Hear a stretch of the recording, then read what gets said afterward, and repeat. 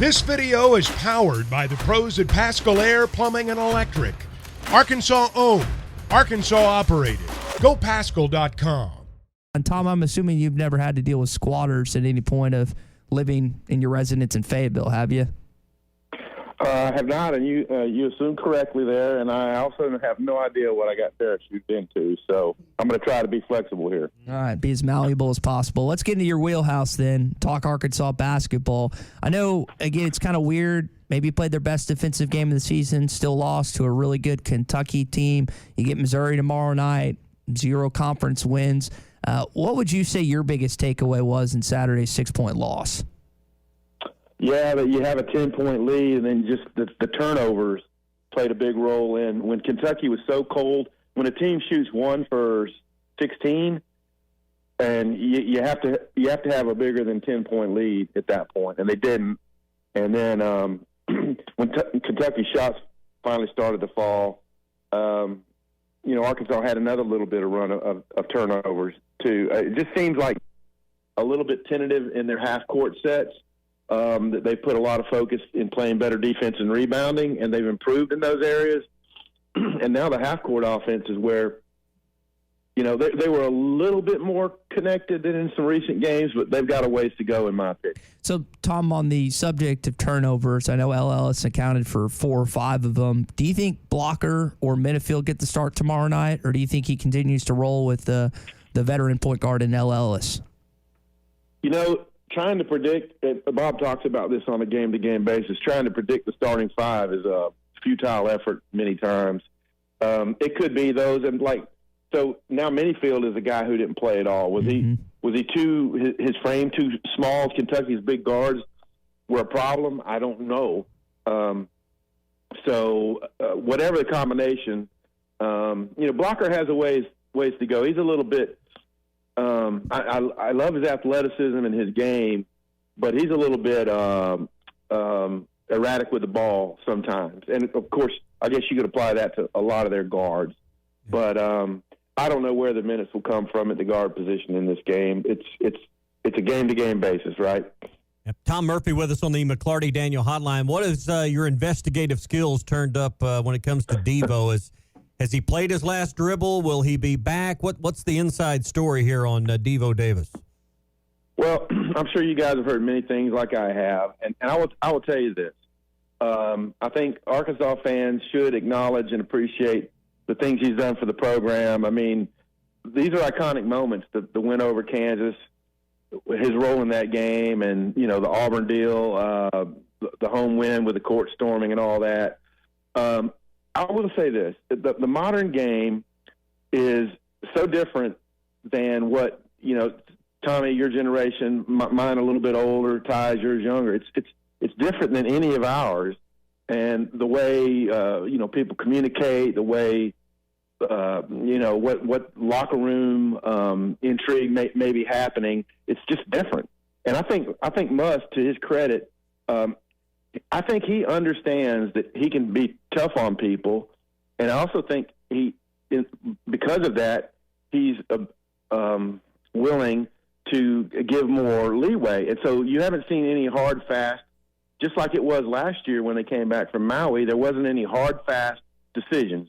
They kind of let people's emotions calm down a little bit, and so I credit Muss for not drawing, lines in the sand as we know it publicly. And so it seems like it's trending that he may not be back, and he would not address the question on whether the door is open for Devo to return. So I really don't know. It seems like it's trending toward he may not return, but stranger things have happened. Yeah. So moving forward, and I want to write off the remaining 11 or 12, I guess 12 games now with an SEC tournament appearance. But do you build for the future? If you're in Muss's shoes, 10-10, 1-6 in league play, is your approach to build around the guys that you would like to have as your foundation for next year? Is it still trying to revive this season that some still believe could make a tournament run somehow? How are you managing the balance of the games left on the schedule?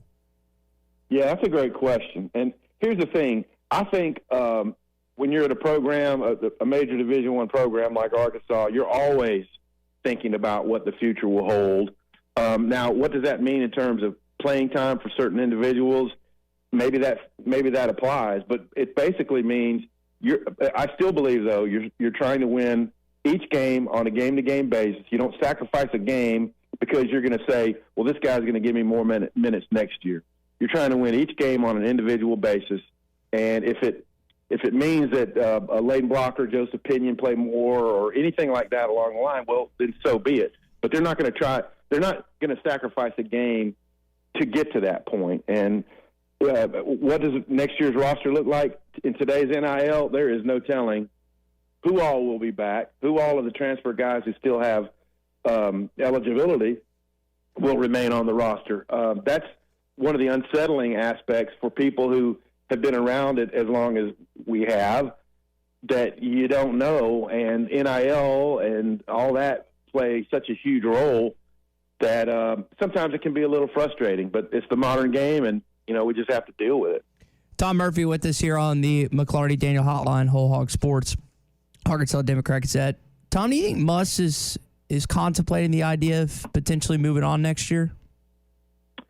He hasn't been asked that, and I can't get into his head. But I have seen, as you guys probably have, a lot of stuff out there. And the NIL came into play in football for certain. And there's talk that where's the NIL in basketball? Does it need to be better? And maybe it does. And so I do believe Muss and Danielle and the family, I believe they're happy in Arkansas. And so if there's any movement after the year, it will come after a long and hard thought. But I don't know, if you're in his position, you could build something in Arkansas that hasn't been done since the Nolan Richardson era, and keep that tradition of going to the tournament most years and things like that. Versus what? I don't know what could be on the other side. So, long answer to your question, I'm not sure, but it's not out of the realm of possibility. Well, and we're about out of time, but I'm starting to look at this season much like the 2016 baseball season. Someone brought that up earlier. David went to the College World Series, went 0-2 in 15, but then came back. The one and only season he didn't make the tournament was 16.